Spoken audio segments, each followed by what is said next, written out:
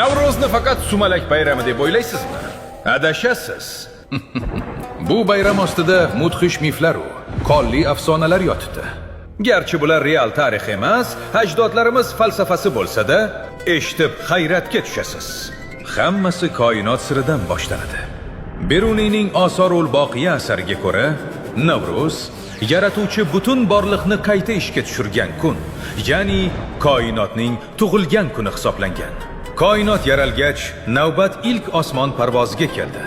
Firdavsiyning shohnamasida afsonaviy shoh Jamshid devlar yelkasida osmonga ko'tarilib, quyoshdek porlagan kun ilk bor Navro'z deb e'lon qilingan.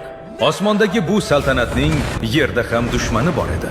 Qadimiy Sug'diyonada xalq qahraton qishni yovuz ahriman deb bilgan. Olovdan sakrash esa shunchaki o'yin emas, yovuzlikni kuydirish isyoni edi. Bu isyon keyinchalik qonli ozodlik urushiga aylandi.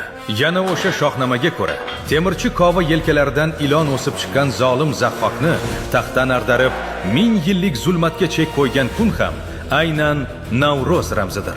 Lekin e'tibor qiling, bularning barchasi mif bo'lsa, Boburnomadagisi ayni haqiqat. Temuriylar davrida Navro'z oddiy sayil emas, chet el elchilariga davlatning mutlaq qudratini ko'rsatuvchi, ko'z-ko'z qiluvchi diplomatik qurol bo'lgan.